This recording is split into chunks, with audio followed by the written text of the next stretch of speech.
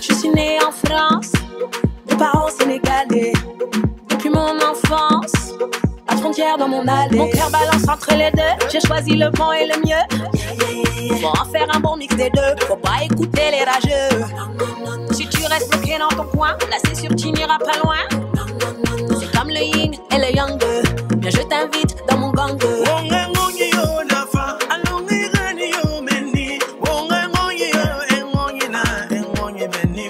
Hello, bonjour à tous, bienvenue sur ma chaîne, bienvenue sur By C'est Paris. Je suis super contente de vous retrouver aujourd'hui pour cette vidéo un petit peu spéciale puisqu'il s'agit de ma première collaboration. Et cette collaboration, je vais la faire avec Nounette Afro Style.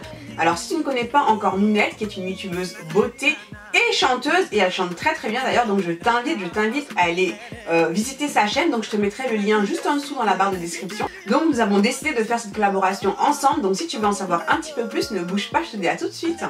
Oui, alors comme vous avez pu le voir dans le titre, donc moi j'ai quitté la France et Nounette justement souhaite quitter la France. Donc en fait on s'est fait on va dire un jeu de questions-réponses. Donc elle justement va me poser des questions pour en savoir un petit peu plus justement sur mon départ en Angleterre. Et moi je lui posais des questions pour creuser justement, pour en savoir un peu plus justement sur son envie de partir.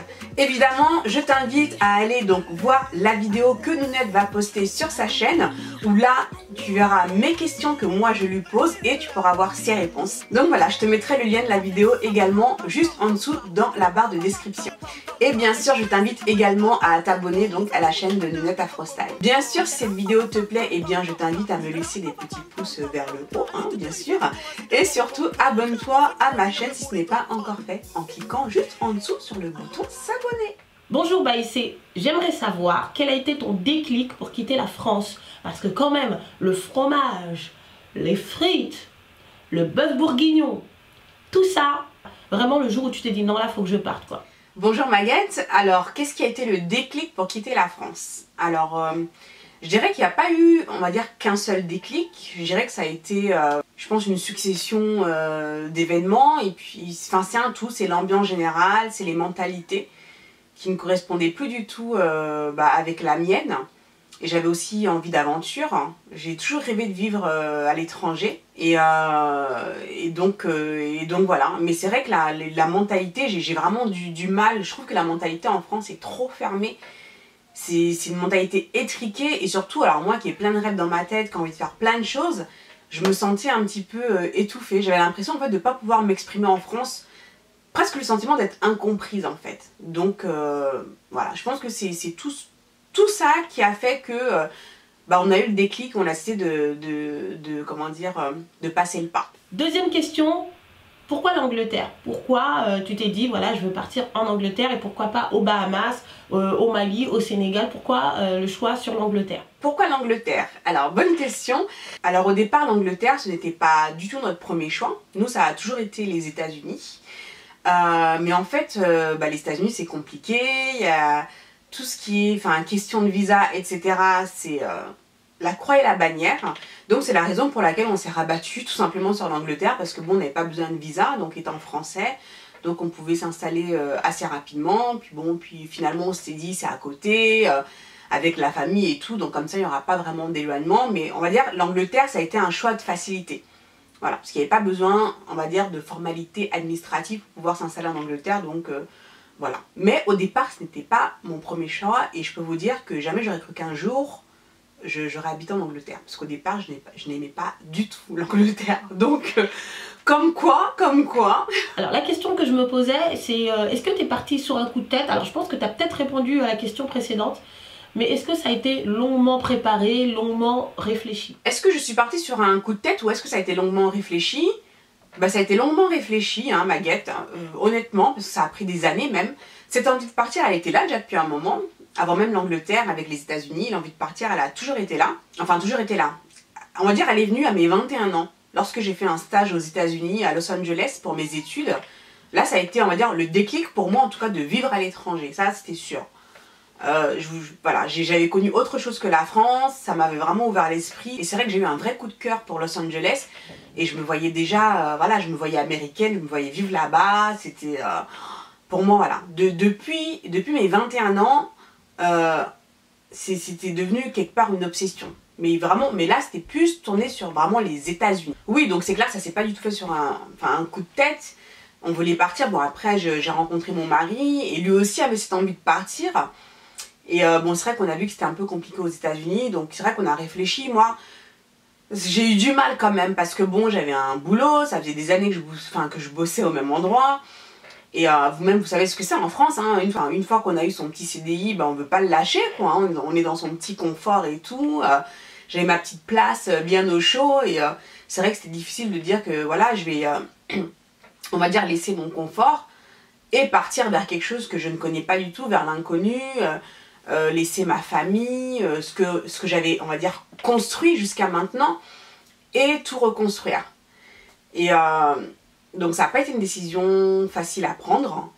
Mon mari, lui, était plus décidé que moi. C'est plus moi qui étais sur la réserve. Un coup c'était oui, un coup c'était non, mais après si on part, il va falloir que je retrouve un nouveau boulot, il va falloir tout recommencer, je sais pas. Et donc voilà. Et en fait c'est lors d'une discussion avec mon frère où il m'a dit au bout d'un moment, bon, c'est bon, arrête d'avoir le cul entre deux chaises, il faut que tu te décides quoi. Et c'est maintenant parce que le temps il passe vite et voilà, ça a été le déclic qui a fait que j'ai pris la décision, mais c'est vrai que ça ne s'est pas fait sur un coup de tête, ça a vraiment pris, on va dire, plusieurs années pour qu'on puisse vraiment, enfin pour que je puisse me décider vraiment définitivement à partir. En même temps, je te pose des questions, je pense que tu as peut-être un peu répondu avant, mais ouais, je voulais savoir si vraiment vous aviez préparé le terrain, est-ce que ton mari est parti avant toi, est-ce que toi t'es parti avant pour trouver un boulot, etc. Alors, est-ce qu'on avait trouvé un boulot avant de partir? Pas du tout. Alors, d'ailleurs, on est parti, autour de nous, on nous disait, mais vous avez trouvé un boulot? Vous avez trouvé... non, on n'a pas de boulot. Bah voilà, mais parfois, des fois dans la vie, il faut se lancer, quoi. Hein. Donc, on avait un petit peu d'économie, mais je dis un petit peu, pas beaucoup. Hein. À peine pour tenir pour 2 mois. Hein. On est vraiment parti un peu à l'arrache, hein, faut dire. On est parti et on a cherché du boulot sur place. On s'est mis à fond, mais c'est vrai que c'était un petit peu... on partait un petit peu sans parachute. Mais bon, parfois je me dis que parfois dans la vie, pour réussir, je pense qu'il faut justement se mettre en danger. Bien sûr, tout n'est pas rose, tout n'est pas beau. Quelles ont été les difficultés quand vous êtes arrivé sur place? Sur quoi vous avez été confronté en tant que de problème quand tu arrives dans un nouveau pays comme ça, où tu connais pas trop bien le fonctionnement, etc.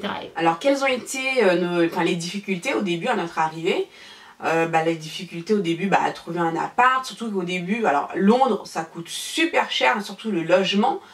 Alors on a dû se mettre en coloc, donc mon mari et moi, ma fille est restée en France, donc on a dû la laisser avec ses grands-parents, le temps de trouver justement un boulot et un appartement. Mais au début, nous on était obligés de se mettre en coloc, alors je peux vous dire que ça c'est super dur quand tu as eu l'habitude d'avoir ton appart et tout, et retourner en coloc comme si on était adolescent quoi. Franchement, ça a été super dur. Ça a été super dur pour moi. Pour mon mari aussi, mais bon, pas le choix. La langue, quand même aussi, parce que bon, même si, bon, je parlais anglais, parce que bon, j'avais été aux États-Unis, etc. Mais quand tu vis dans le pays, alors, et en plus, moi, l'accent britannique, j'avais beaucoup de mal, parce que c'est vraiment différent de l'accent américain. Et l'accent britannique, au début, franchement, les gens, ils parlaient, je les regardais comme ça, je comprenais que dalle. Franchement, très difficile à me faire à l'accent. Ça, au départ, franchement, ça n'a pas été évident du tout. Parce que justement, parfois, bon, tu dis oui, je parle et tout, je parle anglais, mais quand tu es vraiment dans le pays, quand tu es vraiment, on va dire, immergé, là, tu es vraiment face à la réalité, quoi. Donc, l'anglais que tu connais comme ça, là, c'est pas ça du tout. Et puis, les anglais avec leur accent, là, je te raconte pas. Hein. Il faut s'accrocher. Après, je pense que les difficultés, je pense que c'est... ce serait pareil dans un autre pays, quand on arrive, il faut s'adapter, il y a plein de choses qui sont différentes, même si l'Angleterre c'est à côté de la France, ça reste quand même un autre pays, une nouvelle culture, autre chose, donc il faut s'adapter à tout ça. Et c'est vrai qu'au début c'est pas toujours évident. Moi je sais que j'ai eu des moments de déprime, hein, franchement, où il y a eu des moments où je me demandais mais pourquoi je suis partie quoi.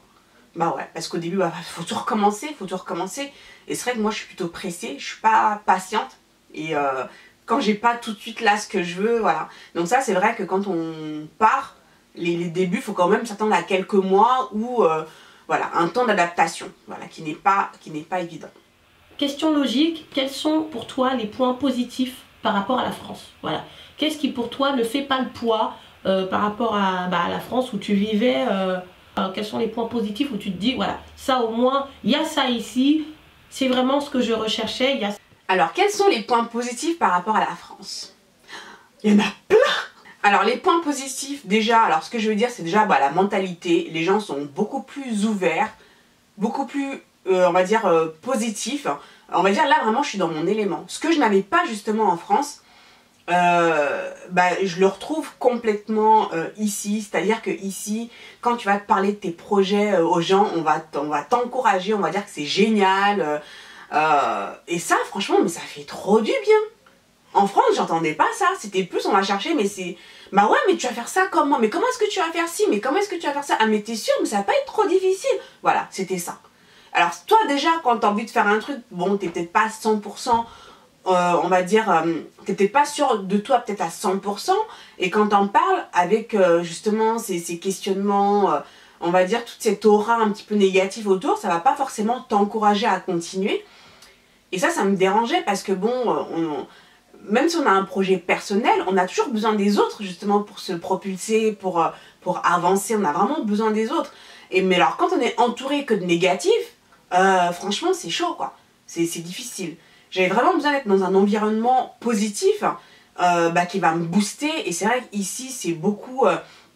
il y a beaucoup d'entrepreneurs et ça c'est génial parce que bon, voilà, justement il y a beaucoup de personnes qui ont envie qui ont des rêves et qui s'en donnent les moyens et qui foncent et ici on va vraiment t'encourager dans ce sens. Et ça, je trouve qu'en France, j'ai pas trouvé ça, j'ai pas du tout trouvé ça. Oui, et aussi ici ce que je trouve de positif, c'est que je me sens pas jugée du tout, ne serait-ce que par ma couleur de peau ou quoi que ce soit. Quand on va chercher un appart, alors au début j'étais un petit peu méfiante parce que bon, je sais qu'en France tu vas chercher un appart et que t'es noir, tu sais que quand le proprio quand il va te voir, tu sais que ça risque peut-être de ne pas passer. Hein. D'ailleurs à ce sujet j'ai juste une petite anecdote. À l'époque j'ai vécu à Megève pendant 1 an dans les Alpes françaises et ce qui s'est passé c'est que donc je travaillais en tant que commerciale là-bas. Et j'avais justement une de mes collègues qui partait et je cherchais un appartement à cette époque-là. Et elle me dit, écoute, ici, c'est bon, moi je pars. J'en ai parlé à ma propriétaire et tout. Et elle est d'accord, donc tu peux reprendre mon appartement et tout. Donc super. Je fais, ah super, comme ça j'ai même pas besoin de chercher, tu vois. Et comme ça je lui pose cette petite question, mais tu lui as dit que j'étais noire? Et elle me regarde comme ça avec des grands yeux, mais attends, non, mais pourquoi veux-tu que je lui dise que t'es noire? Je dis, non mais... Toi, tu sais pas, toi. Toi, tu sais pas. Et donc, elle me dit, bon, viens, je vais te la présenter et tout. Donc, on a arrangé un rendez-vous pour qu'elle puisse me présenter justement à la propriétaire. On arrive, donc la propriétaire ouvre la porte. Et quand elle m'a vue, elle a fait une de ses tronches. J'ai compris tout de suite. Non, mais sérieusement, c'est la première fois que je vivais ça. Sa tête s'est complètement décomposée. Comme si, je sais pas, comme si elle venait de voir un fantôme, quoi. Donc, ok, on se présente, puis t'as son mari aussi qui vient, là, comme ça, à la porte. On monte dans l'appartement. Quelques minutes après, il y a la propriétaire qui vient et qui nous dit désolé, finalement, on va pas pouvoir louer l'appartement parce que... je sais plus quelle excuse bidon elle a sorti, mais en gros, je crois qu'ils devaient faire des travaux, je sais pas quoi, enfin, voilà. Quand ils sont partis, j'ai dit à ma collègue, j'ai dit, tu vois, qu'est-ce que je t'avais dit? Qu'est-ce que je t'avais dit?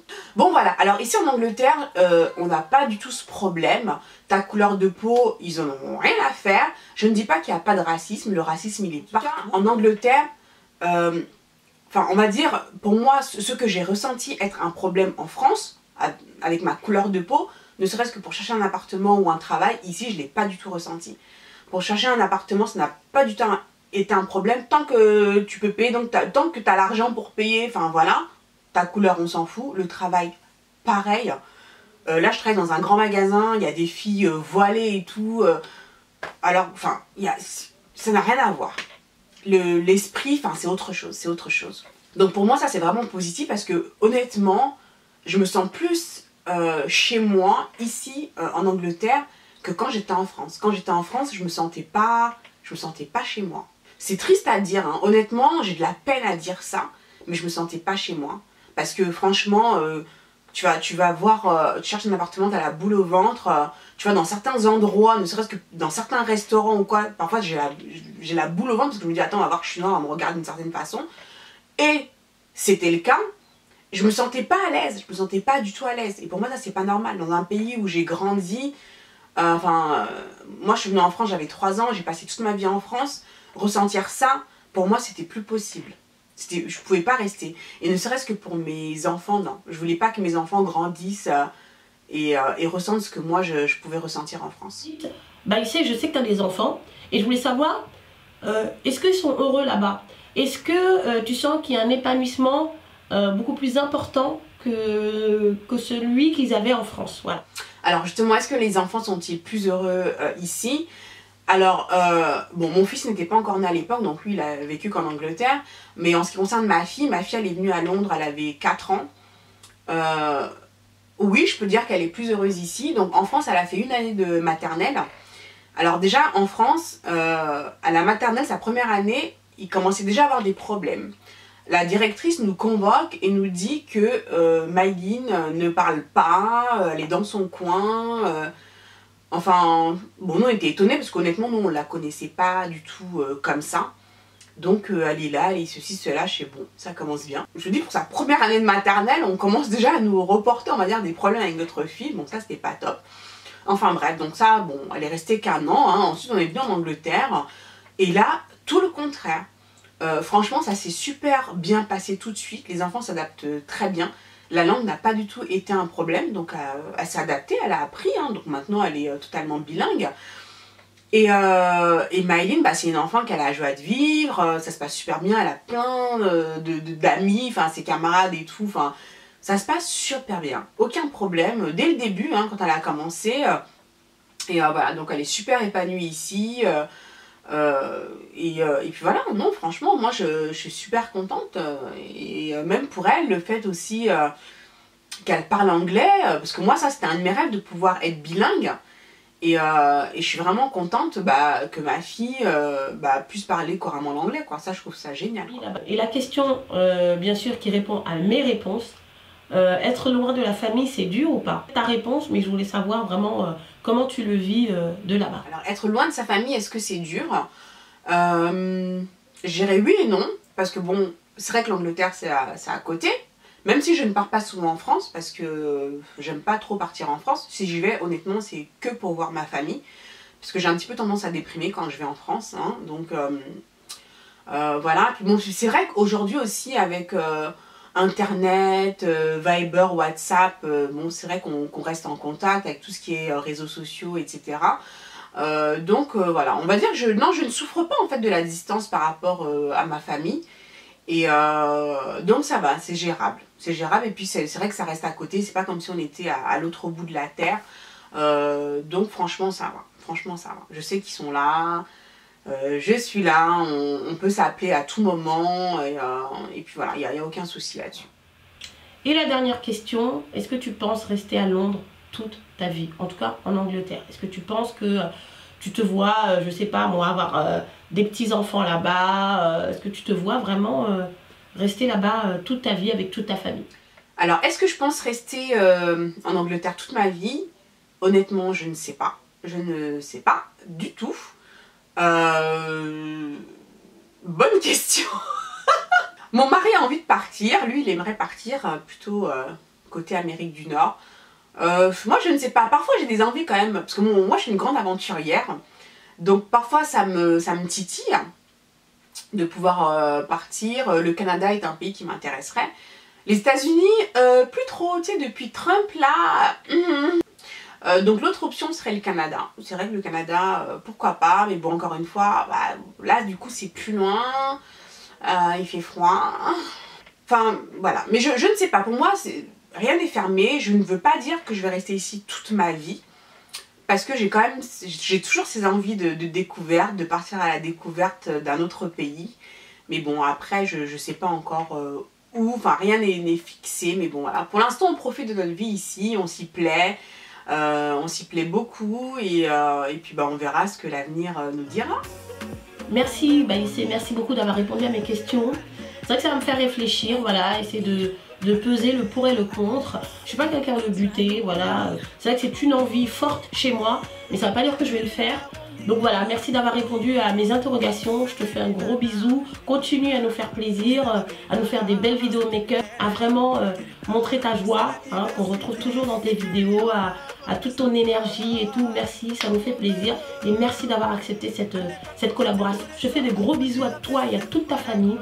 Et je te souhaite vraiment la réussite dans tout ce que tu entreprends. Ciao. Voilà, cette vidéo est maintenant terminée. J'espère que ça vous a plu. Si ça vous a plu, eh bien n'hésitez pas à mettre quelques pouces vers le haut.